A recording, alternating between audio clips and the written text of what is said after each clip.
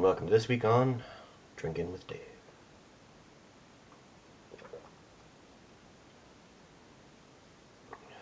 So this is the Soulstorm Brew, the wheat beer that Eamon made. It's an Abe's Exodus, or Abe's Odyssey reference, I can't remember. To give you the particulars of the beer, it is a Cooper's Brewmaster wheat beer. The volume of water was 23 litres. The type of sugar was glucose dextrose monohydrate, which is the standard brewing sugar. We added 1 kilogram of that. We kept the wort at 24 degrees centigrade throughout the brewing. The original gravity was 1.051. The final gravity was 1.009. So with compensating for the sugar pellet we put in each bottle, the approximate alcohol percentage is 5.6%. Now, for the tasting.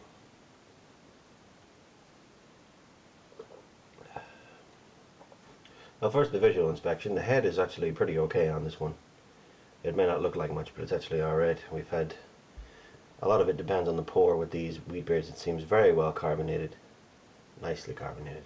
The wheat beer is cloudy. The color is a pale golden color. Just holding up to my lamp here, but it looks kind of a brownish yellow, which is, but it's about right. But the carbonation worked out very nicely. It seems to be, when we use the standard brewing sugar, it is definitely a faster fermentation and a stronger carbonation when we put it in the bottles. So there's that. But anyway, so that's the visual notes. Now the smell notes. It's mostly just wheat. It doesn't really smell like much at all. Just weedy, a little beery, like a hint of booziness, but not a lot. I mean, it is 5.6%, but it's nothing crazy. Anyway, the taste.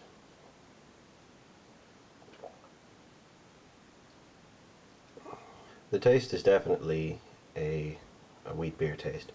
It's not as overt as the Weiss beer that I was tasting a couple of weeks ago. It's not as noticeable as that. I think that lends to the standard sugar we used instead of using like spray malt or something, that it's fairly characterless, I suppose. It's not particularly obnoxious a beer. It's not overtly anything. It's just very tasty, very light, no bitter. Just wheat beer, really. Just a kind of very relaxed wheat beer.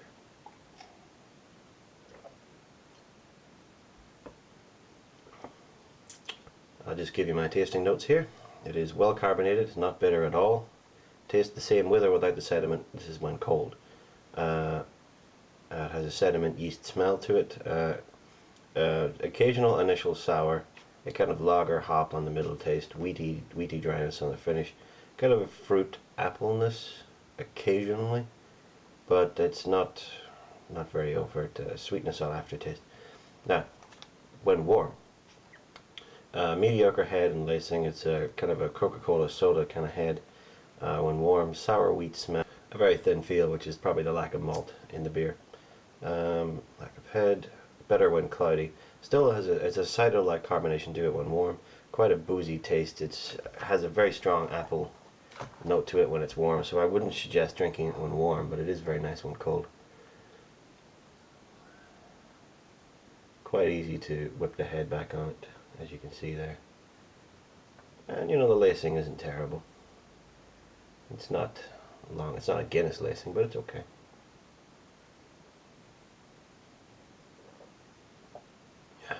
Now, this week in brewing. Last week I said I would have videos up next week of the Canadian blonde lager that we're making. Those unfortunately don't go up until after this video, because we haven't had the brew on yet. I ordered them today, and I ordered the Cooper's Canadian Standard Kit. I ordered, instead of using the sugar or using the Cooper's Brew Enhancer, Beer Enhancer 1, I decided to use, I don't remember the name of it, but I'll put an annotation down the bottom here.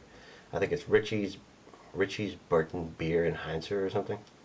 So I got that's the same thing that I added to it's dry malt extract, so it's half sugar and half spray malt.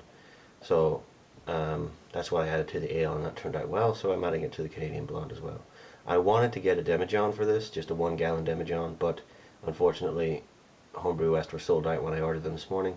So maybe next brew maybe the next brew.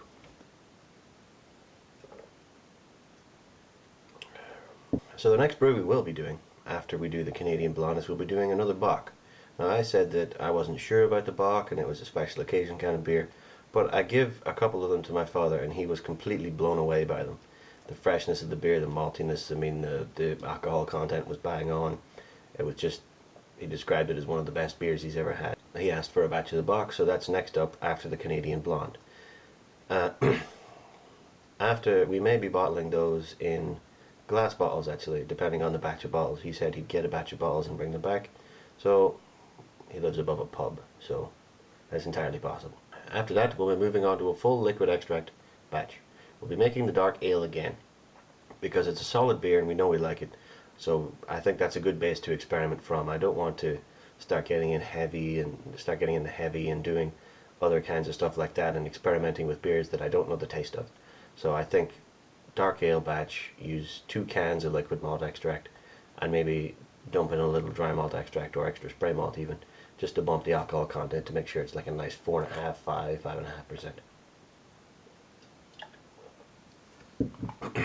I said last week that I'd mention the notebook a little, and I thoroughly suggest getting one because while the little slips that come with the cans are good, I would definitely suggest you get one of these because you can give a lot more information in your own notebook than you can on the little slips of paper.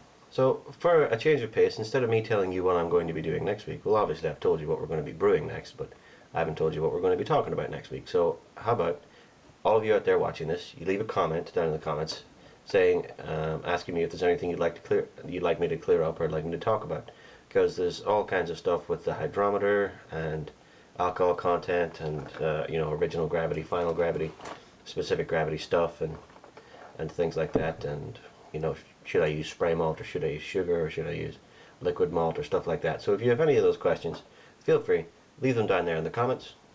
I will answer them to the best of my ability, and that's what we'll be talking about next week on Drinkin with Dave.